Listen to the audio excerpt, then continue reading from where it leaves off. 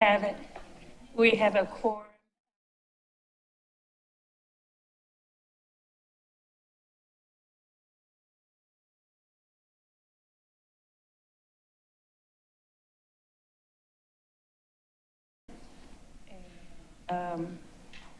Mention that our hearts and prayers with people of Israel and Gaza, praying for all. I call the order to meeting, and is there a motion to adopt the agenda? Moved as submitted. Second. All in favor? Thank you. And approval of minutes? Move as submitted. Second. All in favor? And as traditional, I like to make sure that we say the Pledge of Allegiance. Pledge allegiance to the flag.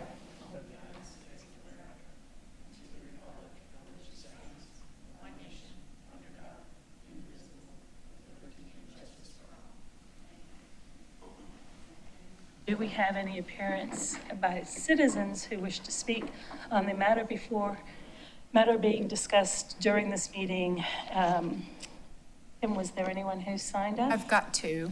Oh, wonderful. Mira Scott. Welcome, Mira. Good morning. Good morning. Sarah. Good morning, everyone. I'm not speaking on a particular item that is on the agenda. I'm speaking on something that I think has been moved to your next meeting, which is your policy for converting away from toxic chemicals being used on Hilton Head. I think it's time that we act, and I don't think this is the time to push the can down the road and work on policy. I think it's easy enough to flip. We've had an invitation from West Palm Beach so they could show us how to do it. I think all of council members received an invitation, and I'd like to see that happen. I think it's imperative based on the short chemical list that we've looked at already. It's one of the worst in the country. Thank you. And Pamela Ovens. Yes, I'm Pamela Martin Evans. I think you know me. I live on one of the most beautiful places on earth. Hilton Head Island is my home. Please protect it from dangerous pesticides and rodenticides. My friend Marcy Tressel couldn't be here this morning, but gave me information about slews of rat traps at Shelter Cove Harbor from San Miguel's to the Statue of Neptune. 2 weeks ago, I spoke with Brian McElwee and gave him some information about a new type of rodent control that neuters the animals instead of killing them. This prevents the raptors from eating the poison rats and dying. Eventually, there would be no need to neuter the rats, as the raptors would do the job nature intended and control them. Brian said he would consider using a new product. Hopefully, we can ban dangerous chemicals we now use on town property to kill weeds. There are safe alternatives to glyphosate. Let's use those. Thank you. Is there anyone else with us who'd like to make comments? Seeing none, I would like to move on to new business and welcome Chief to the podium to discuss our next agenda item, which is the Fire and Rescue's strategic plan. Thank you. Good morning. Chris Blankenship, Fire Chief for the record, and I am here today to present for the first time our 2024 to 2026 Fire Rescue Strategic Plan. So, strategic planning to us in Fire Rescue is nothing new. We've been doing it in some way, shape, or form since 2001 when we were first accredited. It is part of our accreditation model and is a requirement of accreditation to be done every 5 years. So our last strategic plan was a 5-year strategic plan, as was our one previous to that. We have since transitioned to a 3-year. We think it's going to be easier to kind of control and to adopt and to adapt to a 3-year rather than looking out 5 years over our last 2 strategic plans. We've had pretty significant events happen, Hurricane Matthew, coronavirus, that have pushed us and prolonged us to be able to do the things that are in our strategic plan. So Christopher, my strategic planning battalion chief, got with SIPC, which is our accreditation model, and they agreed that most agencies are moving to a 3-year strategic plan as well. So I'm gonna dive right in. So importance of a strategic plan, as you guys probably already know, it outlines challenges and opportunities for the organization, allows us at Fire Rescue to be proactive rather than reactive. It provides an opportunity for the community to collaborate with fire rescue personnel, and aligns with our commitment to continuous improvement as part of the SIPC accreditation model. Our strategic planning process in fire rescue occurred between April and June of 2023. It was both internal and external stakeholder feedback. So our external stakeholder feedback was community members that had the option to complete an online survey or participate in one of 2 in-person sessions. Participants were asked questions related to expectations, concerns, service priorities, and additional comments. And we had 86 total community members that participated. Most of them online, but we did get some in the 2 in-person sessions. And as you can see this on the right side here, we had them rank what they feel is the most important thing that we do. And obviously, our most outward focused initiatives are our emergency, our EMS, our fire suppression, and our 911 communications center. Then we went down the row with the rest of the things that we do, which we will get into why I think some of these are lower, because I don't think a lot of people know everything that we do. And that is gonna be one of our goals for the next 3 years is really getting out there in the community and letting people know what we do.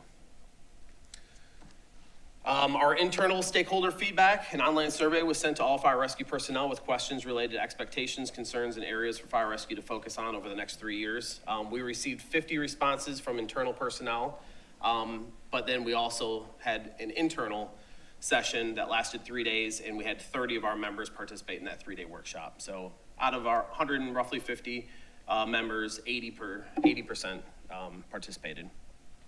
So we did the workshop. We focused on the review of our fire rescue mission, vision, and values, as well as development of new goals and objectives. And we came up with 3 overarching initiatives, that being staffing, development, and community outreach. And I'll break all of those 3 initiatives down.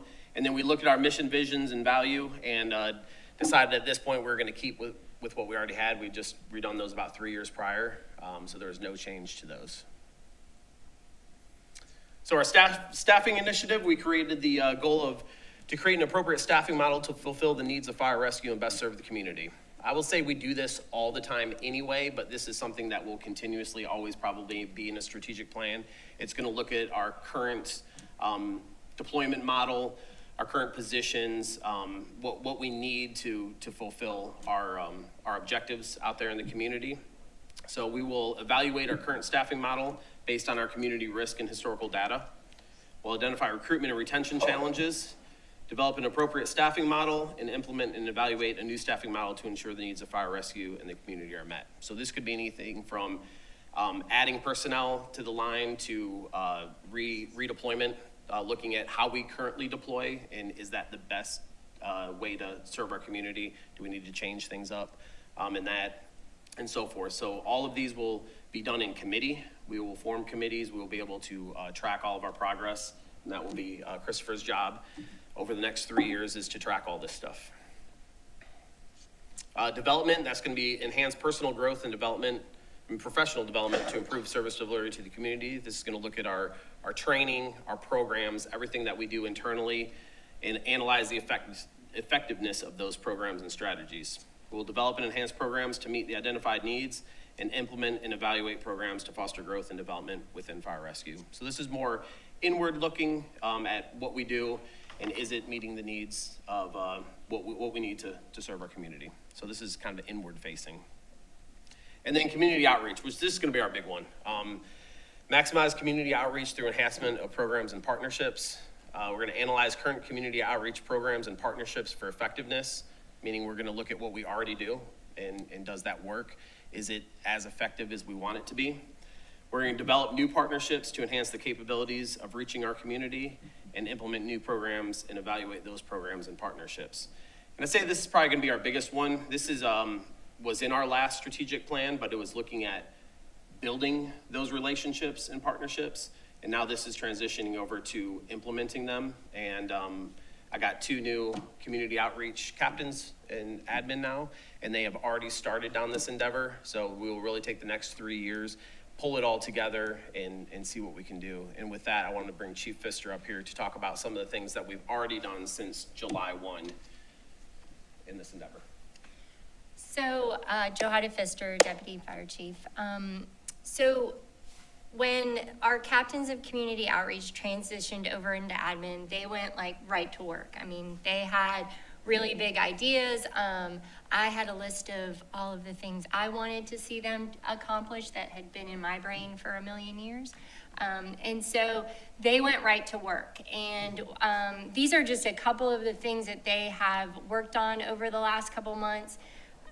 We always kind of had a presence at some of our community events, but it might be just, the fire truck out there or like us walking around with some information. We put them out there at the community picnic, and it was a very big success for them. They got to talk to a lot of people. They introduced themselves, and a part of what their job is going to be is to not only get what we do out there, but to also help us in our recruitment. So a big part of their job is, yes, speaking about fire rescue and the things that we do, but then also talking to people about wanting to come work for us as well. So they got to do that at the community picnic, and then they went out to the Hispanic event that was recently held at Low Country Celebration Park as well. And we had them, in conjunction with one of our line personnel, got up and spoke to the crowd and let them know about the things that we have to offer, both just as services and as job opportunities. And so then another thing that they were approached about was with the School for Creative Arts, they wanted us to come in and work on literacy with them and to show them some of the people in the community that they might not always have interactions with. So every Friday, we now go for what they started to call Red Hot Readers. And they go each week and they have a certain group of kids and they just read to them. And again, it's really just creating that partnerships out in the community, and how can we better get to our community and maybe put into their head they want to be firefighters, or our dispatchers are going and our fire inspectors are going as well. So it has become a really great program for both the school and for our personnel. They also have been at Heritage Academy, and they met with them and they talked to them about not only, is it a job maybe, but also just to learn about what we do in the community and the leadership that they can help them to develop. So they have made great strides there, and they really want to take some of what they're trying in some of the smaller places and then move them into the middle school and the high school. And something else that they've been working on with the middle school and the high school, they are doing they just completed like their career evaluation with both the middle school and the high schoolers, and they come back with things that they might be interested in, and then they try to help them decide how do they get there. And both Captain Jenkins and Ferguson have been working with both of the middle school and the high school to develop that, so that the kids who maybe are looking for a public service type career, then we can get them and start to help develop that as well. Hispanic Heritage Month, I know in conjunction with the community outreach, we also added our marketing and communications person. And so Kenzie has really taken the stuff that they are doing and is trying to really showcase it on our social media, so that we get other entities in the community to reach out and want to be a part of these programs as well. So for Hispanic Heritage Month, we've spotlighted members of our organization, and then they also went to the Heritage Pep Rally with the School for the Creative Arts. And then also their partnerships with local nonprofits. One of the things I really had on the list was we make the contacts with things we do every day, but I really wanted them to create partnerships. And so they have been out with the Neighborhood Outreach Connection, the Boys and Girls Club. They've been to the rec center. They've also met multiple times at Holy Family with their Hispanic ministry outreach too. So they are really focusing on getting our name out there, and then also the career opportunities that are available. And then the ride-along program, we've always had a ride-along program, but it was not really formalized. If you wanted to come ride along and see what we do, we would set that up, but they have taken it and really formatted it and given it a purpose so that they have an outline of what the ride-along person is going to do. They will be identified now when they are out with us. And they will have a meeting with them first and talk about all of the things that fire rescue has to offer. And then they've also instituted where the crew that has the person for the ride-along and then the person who is participating in the ride-along will do an evaluation afterward to get back feedback from both of them on, do we feel like this is a person that we want to continue to reach out to and nurture and make sure that they get into our process, and then from the person, what could we do better to showcase what fire rescue has to offer for coming to work here. So those are some of the things. They have a ton of things on their list that they want to accomplish, but they really have done a lot in the last 3 months. So. Thank you. So yeah, like I said, I think community outreach is going to be our biggest thing going forward. It's a lot of people don't know all the things that we do, and we want to make sure that we get them to understand that. There's a benefit to us, this the recruiting aspect of it, but as we're recruiting and starting at a young age, it's really getting out everything that we do to the community and having them understand why we're here and why we do what we do. So I know it only seems like 3 initiatives probably isn't a lot, but there's multiple layers under those initiatives that we'll have to look at the next 3 years. And we realize that over the years of doing our strategic plans, we've gone from long lists that you might not get everything done to narrowing it down to 3 this time that we can really focus on and really make sure that we get to the meat of it. So with that, any questions? Well, first of all, thank you. And sometimes focusing in on doing something well rather than spreading yourself very thin and not accomplishing and doing it is far more impressive and meaningful in the end. And certainly what we just heard is quite a list, even though it's a small list. So congratulations on that. There are certain questions and accolades. So Patsy, would you like to start? First of all, my apologies. I was literally stuck right out here for 9 minutes at the traffic circle. And there was a moving van trying to get into Wexford, and I'm like, I could just get out of my car and walk, but that wouldn't. I didn't have a place to park, even though I have a small car today. But anyhow, my apologies. So first of all, thank you very much. I appreciate all of your work. And the other thing I wanted to mention is I know from past community engagement, you really helped out with Bike Walk, with going into the schools and working with kids on safe use of their bikes and wearing helmets. So I know that will continue as well. So thank you for that, and applause for continuing community engagement. The other things I would comment on is looking at how does this strategic plan fit with the town's strategic plan, and maybe thinking about how that works you know, we have a list of 15 strategies, which I've always said is too many. So I applaud you for 3 focuses. I think that's very helpful. But maybe tell us when this comes before town, I guess it's going to come before town council next, is, you know, what link, if any, is there with the full strategic plan? I know you're an important part of that. And then the second part is, in addition, how does this link to budget request every year? Because the staffing element is definitely linked to the budget and other kinds of efforts that you have. So just a quick link maybe to that might give us some insight.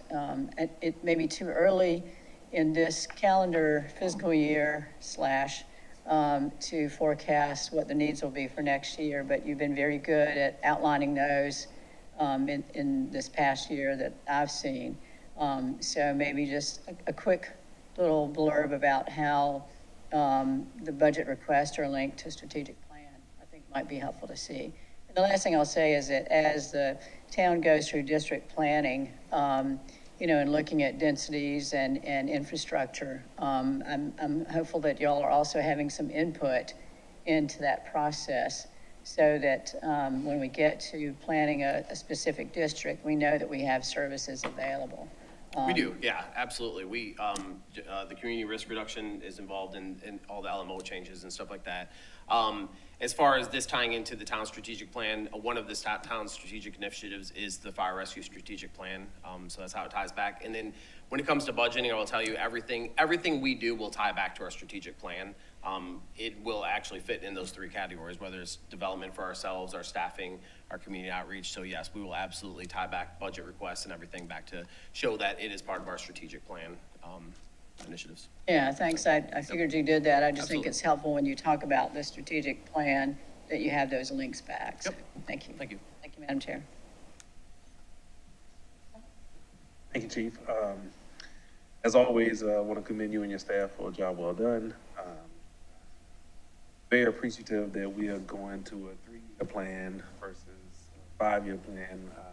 Totally what is happening elsewhere, but more importantly for us, I think it puts us in a better position as we start to measure some of the tactics that we're going to put in place, all right?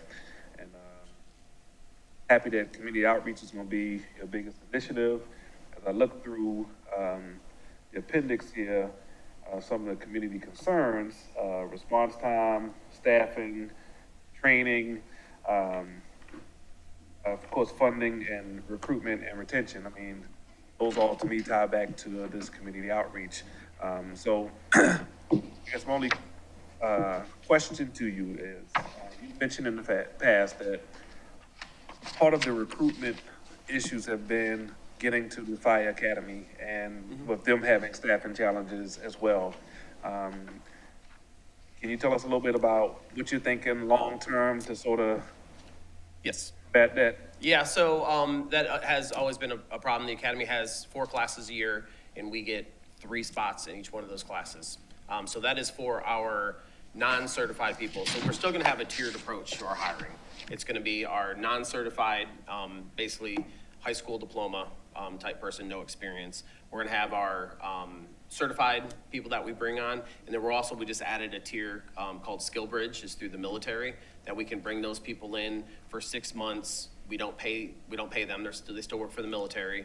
We provide them training as we get slots available, and then if they're good candidates and they take our test, they can just come on after that. So we're gonna continue with the 3-tiered approach of hiring. The academy did get one-time funding from the state to, in tens of millions of dollars, and their plan is to add a second simultaneous academy, so to go from 4 to 8 per year, which will definitely help everyone involved. So we don't have really the facilities, the manpower, and the need here locally to hold a academy for us. We have reached out to Bluffton and offered help that they have put on academies in the past that have been greatly successful and beneficial to us, to bring on more than 3 people at a time. And we've offered to help them with instructors and stuff like that. So we meet every other month with the Beaufort County Fire Chiefs, and then really Jasper and Hardyville and stuff. So that's on kind of everyone's plate right now. So we're trying to get something down here a little more localized, like they've done in Charleston, just to offset, what we can get from the academy. So, So if the state's able to pull this off, we would go from 3 per year to, well, we'd go from 12 per year to possibly 24. So right now, we have 12 slots per year. got it. And the fire academy, cost, is that something that is in our budget? Yeah, yep. Okay, all right, fair enough. All right, It's good. about $700 per student to go to the academy, so Okay. it's not a high cost. So I think you said you had 86 participants in the community outreach session, okay? I guess a low number doesn't necessarily surprise me because you guys No. are doing such a great job and it's sort So, of, honestly, I thought we were gonna get more. I think last time we got maybe 50-ish. I don't know. It's hard. We blasted it everywhere we could. It was on the town website. It was in town social media. It was on our social media. Every event we went to, we would hand out the flyers to do it. We did a QR code. All you gotta do is hit your phone and then go through the questions. Christopher, how many people actually opened it? Yeah, about 400 people opened it, but just didn't fill it out. So, I don't know. But that's something that I think as we are out there in the community more with this initiative, hopefully don't see that being an issue in the past. We do try to push everything we do out, every time we go out, so. well, I'm glad to hear that the state's moving. I'll just say out loud that, we've got a great delegation at the state level, and whatever you need from council to help push things along at that level, please ask us and keep us informed as we move away. I appreciate it. I think right now, the only issue is state fire. They have to build infrastructure and get instructors. So I think the money's there. It's the build out of it. All right, thank you. Thank you, Chairman. Very impressed on a continuous basis with your commitment to excellence and also the professionalism of the staff. Couple of reactions. One, that outreach is so important to you. In listening to you and Johai speak to that subject, it seems as though a significant, if not most of the purpose of outreach is to sort of put in the pipeline people in the community who are interested in perhaps becoming members of the fire rescue. I understand that. I think it's very organic to do it that way. It connects, in my mind, to the housing challenge. If we can get hires in our community already, then the housing problem is less of a challenge. Having said that, though, what is the reason it is important, other than that, to have the community know what's going on? I'm looking for specifics. I heard some when Joe. Yeah, so I don't think, I'm kind of floored when I speak to community members and in civic groups and stuff like that, that they still, and I just spoke to leadership last week, and they still don't know that we are fire and EMS. Like, that's my big one. Like, it's not normal in this state for that to happen. And how does that affect performance or safety? It's usually in the aspect of that half of my stations, when a medical call goes out, the fire truck goes out of service. So that all plays back to staffing as well. So in half of my stations, we have 4 people every day, 2 go on the ambulance and 2 keep the fire truck up. And in the other half of the stations, there's 3 people minimum every day. So if the ambulance goes out, 3 people got in the ambulance, they put the engine out of service, and vice versa. So I think that all ties back to safety, in the community. So right now, Station 3, up by the government center in Port Royal, if they go on a medical call right now, that engine goes out of service. What I'm really trying to get at is if somebody lives in Port Royal and doesn't know, hasn't had the opportunity to be in one of your outreach conversations, does that impact that person's safety? I'm just really trying to tie the emphasis of outreach beyond the hiring, because I want to be a part of that. Yeah, absolutely it could. Our layout is what it is. Like, we're not gonna build any more fire stations on Hilton Head. We don't have an area, so, you know, when, as, Mr. Brown said, response times was one of the major things. For instance, again, that station, if they're out of service, the response time is greater because it's coming from another station. But to me, that builds confidence in the fire rescue's ability to serve, which gives the public the confidence that says to council, we like what you're doing. I'm just trying to tie the pieces together. No, I understand that. And I think there's more than just, I think what Chief Pfister alluded to with a lot of this ties back to the recruiting. There is more. That's the benefit back to us, is the more we're out there. But it's also, as we're out there, it's really getting people to understand all of our programs. The fact that we do car seat installations, that we teach public CPR for free, that we do fire in the streets, and we do smoke detectors and stuff like that. So just getting all of those programs out there to the public.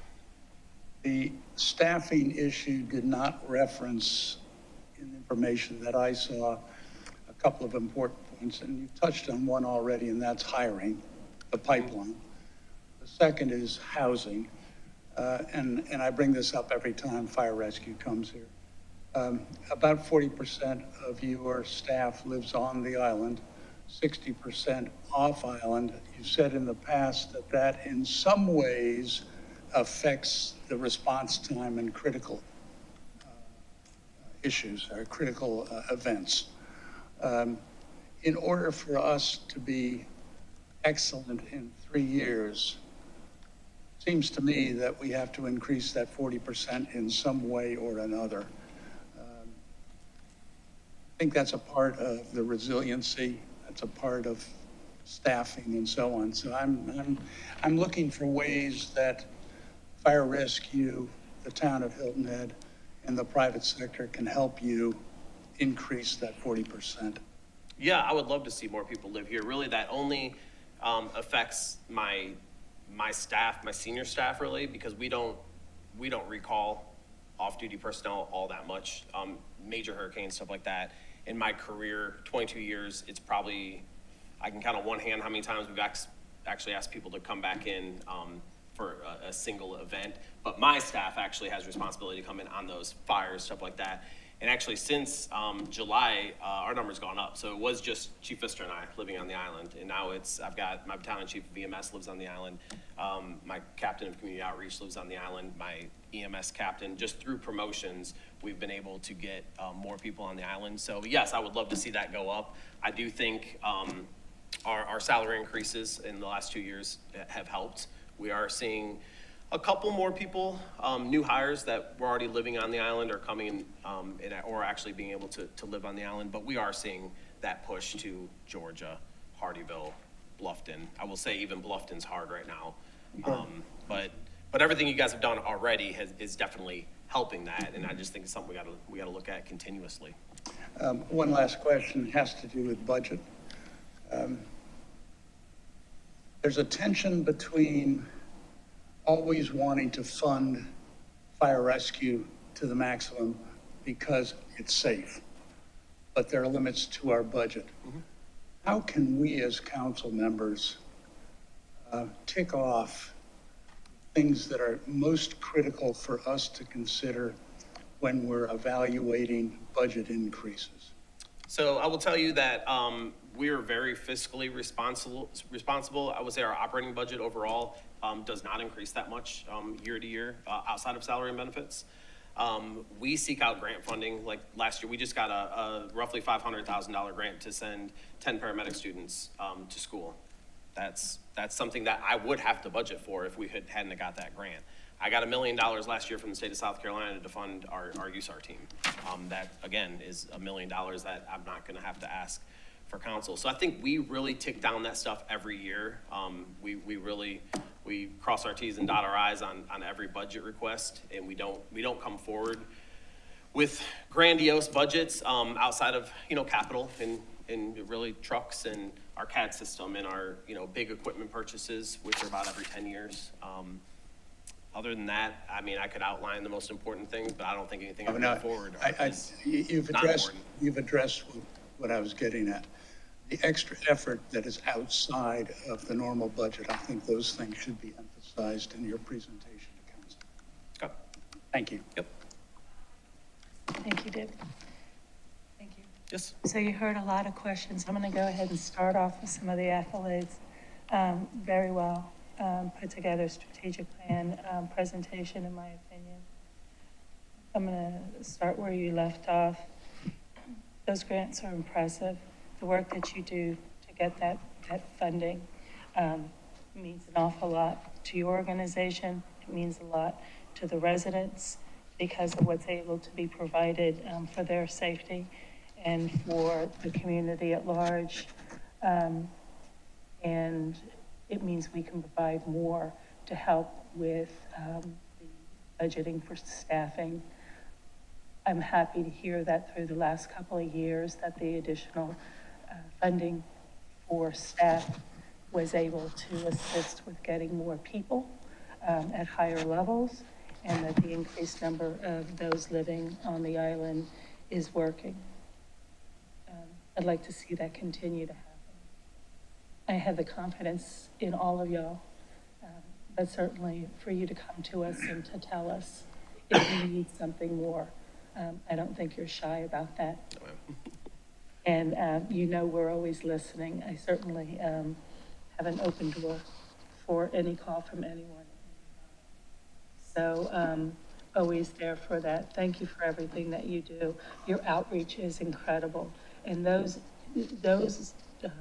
opportunities for the community to have that confidence in you, whether it's understanding how your process works within the organization or getting to know you each individually and understanding the multidisciplinary type of jobs that are open to children, to young adults as they're looking for their career paths, not just being a firefighter on the front line, but also what you do and back behind the scenes is important. And I think that's the important part of what the new administrators are doing.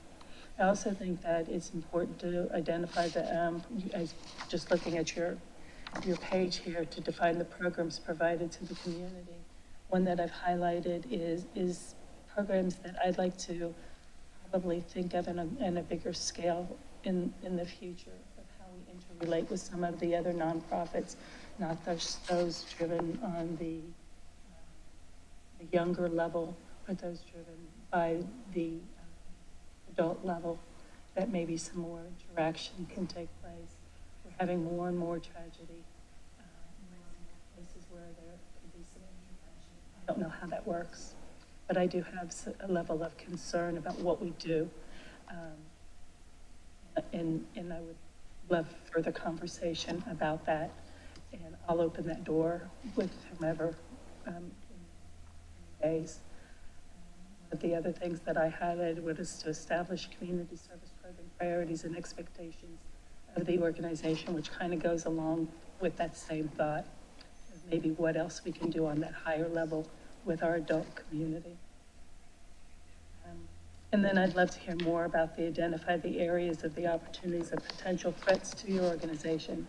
What do you need help with? Where can we make sure that we don't let anything slip through the cracks? You do a fine, excellent job. We are at excellence. We want to make sure that we maintain that we don't let anything harm your organization. Your critical issues and service gaps. We're there to help make sure that nothing hurts you and help determine the vision of your future. We work with you. Your strategic plan is yours to guide, and we're here to support you along the way. I look forward to your presentation to the town council. And if you don't have anything for us now, thank you for what you've provided to us, and I'm looking for, we have a resolution to send this strategic plan to town council for approval. And if someone would like to make that motion, I'd appreciate it. Second. All in favor? Public comment? Oh, yes, we probably should do just that. Thank you, Alex. Public comment from anyone in chambers today on this matter? I have a question. Well, sure, we'd love to hear you.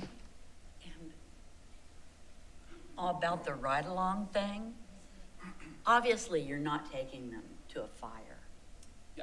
You are? But Do you there's, ever get like an out-of-control nut job? no, so there's, Because I can see that. no, there's criteria where that they sometimes have to stay in the truck and You stuff like that. qualify Yes, before you- or if anything bad is, we have someone come up and Like, pick them up. There's a And- person with a Yep, leg and, missing. yep, no, we will shelter them from anything horrific. Yes. Anyone else? All right, thank you. So all in favor? Okay, thank you so much. And the meeting is adjourned.